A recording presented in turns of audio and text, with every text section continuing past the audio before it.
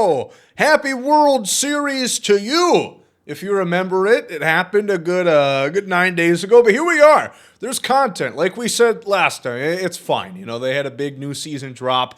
World Series content, last roster update, and probably one of the last big updates of the year. Let's just be honest. Leave a like down below, subscribe to the channel, and let's go ahead and talk about it. There's some big cards there, as you guys see. There's a new event. There's a new World Series program. There is a lot to be excited about if you're still excited about playing this game, which I've enjoyed some of the offerings of Set 5 so far. I didn't really get a chance to talk about it, but they've diminished how much you need to grind. The Conquest, they streamlined it, so there's a lot less that you actually have to play, which is good, because I don't really enjoy playing Conquest. Here we got a Ryan Nelson for the D-backs, of course, a lot of Diamondback and a lot of Rangers if you're looking for a particularly strong theme team. Those two would be very powerful. We got 5 pitches on Ryan, not bad. Not exactly what I call good, but hey, whatever floats your boat. We got Travis Janikowski. Actually came in and performed pretty well, given the circumstances of Dolis getting hurt, and he got more playing time, of course, and he's going to get a card with a whopping 115 combined power. I'm talking about John Gray had a big relief performance in, I guess, Game 3. Couldn't remember quite which one it was. But yeah, that was the game Scherzer got hurt in, I believe. 125, hit 9, 102, BB9. I don't know. I mean, 4 pitches, none of them particularly good, but yeah, I mean, a lot of these cards, if you're not a 99 at this rate, there's not too much that I can say in favor of you.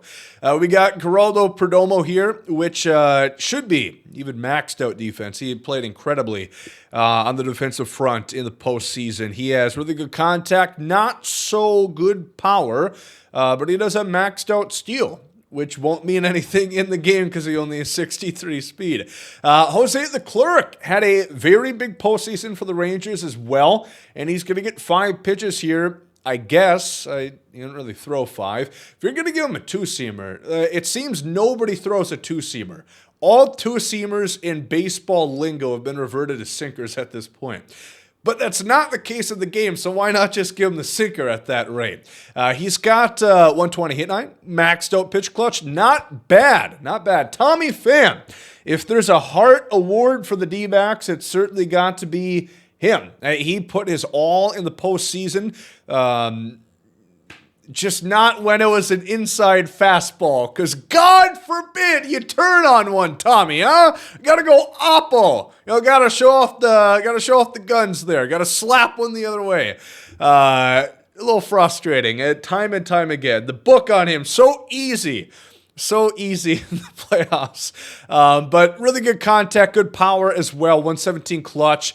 He's good card overall. The quirk's not quite as good, but a pretty good year, all things considered. Started with the Mets, went over to the D-backs. He's gotten around, Tommy Pham, been on a lot of teams, much like Heen Dog right here, who was an Angel, then a Yankee, then a Dodger, now a Ranger, and we'll see where on from here.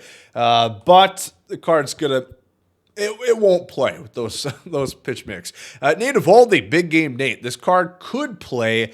I really wish they'd make the splitter a little bit more powerful in the game, because for a guy that can really spin it, especially seeing Nate Eovaldi's splitter, Shohei Ohtani's, Yoshinobu when he comes in as well.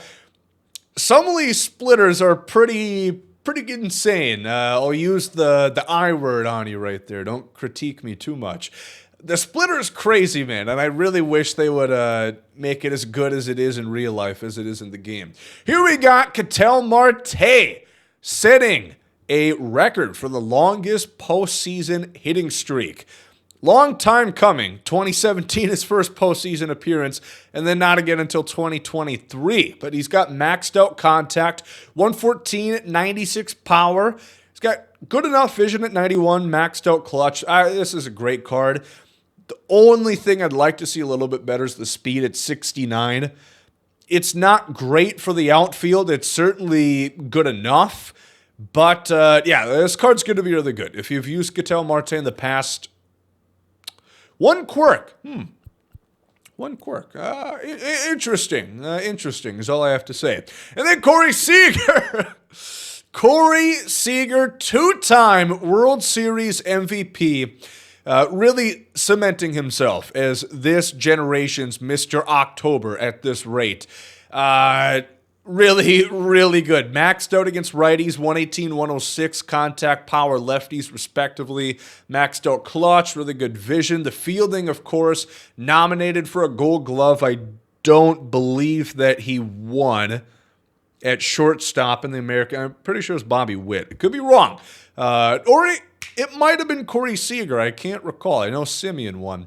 He's got 54 speed. He's got really good stats all across the board. And, of course, 3 quirks. Of course, only 3 quirks. But he's got a tremendous swing. I've loved the Kaiju card this year, and this one should be no different. There's another Conquest map for 15 points right there. Event collection, the same kind of thing that you've come to expect at this point. The online missions are back and really good as well. There's moments galore. There's lots of ways to get Corey Seager and the rest of the bunch for the World Series collection. So that should wrap up, well, it's going to wrap up the postseason content this year.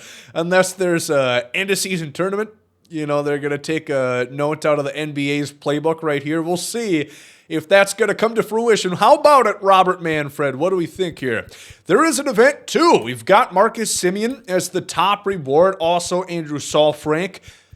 And the 12 win is Corbin Carroll, which we'll talk about in just a second. But Saalfrank had a pretty good postseason overall. Very young, very raw, but he looked pretty solid. The curveball is best stuff.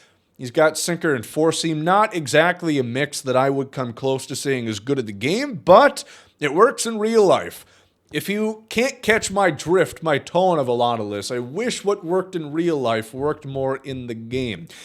Instead of them just recycling the same meta year after year after year after year after year after year after year after year after year. Marcus Semien, maxed out fielding.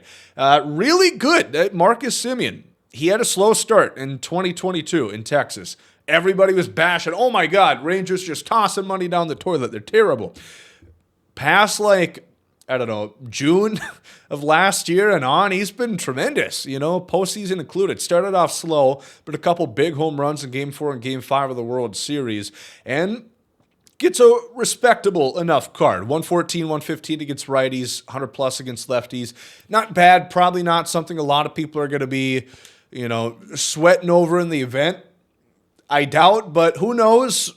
No knock to you if that's your fetish, if you love some Marcus Semien. I understand it. Then we got Corbin Carroll, who's going to get his second 99 of the year right here. Hopefully okay, thank you. Finally, they can make one of these 12 win and 1 entries good, because they've been so bad for the most part this year. I love me some Eddie Julian, but that card is not worthy of you winning 12 in one run. Yes, you can lose one game. It's not a 12-0 flawless like BR, but this Corbin Carroll, pretty damn good. I mean, he's got 122, 116 contact. Power numbers are good as well.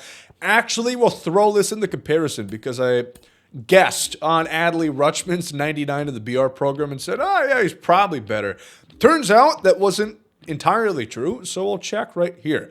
I don't actually have the prior Corbin Carroll. 120, 115.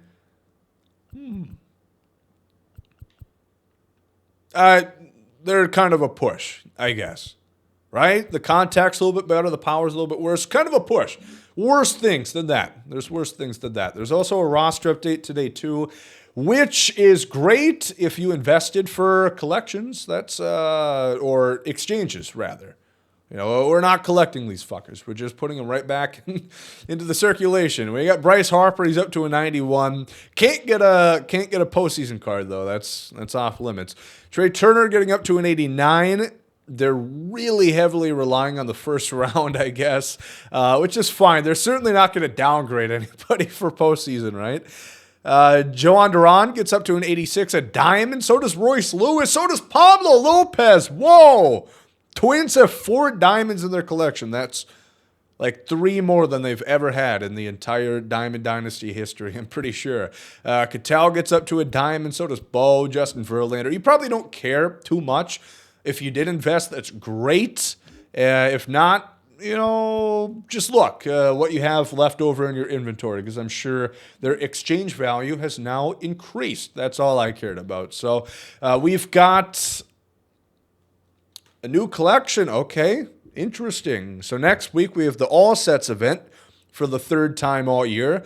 The 2023 Finest Program. Okay, so 8 more 99s. So you've been looking for a Garrett Cole. If you've been looking for a Luis Ariz, that could be where you'll find him right there.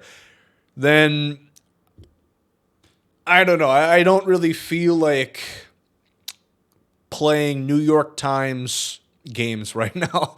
I'm not going to try and fill in the blank. I'm not sure. If you have any clue what that means, say it in the comments and I'll pin it. But that's what we got today. Seager, Carroll, World Series content. Let me know what you guys think down below in the comments section. And thank you for watching.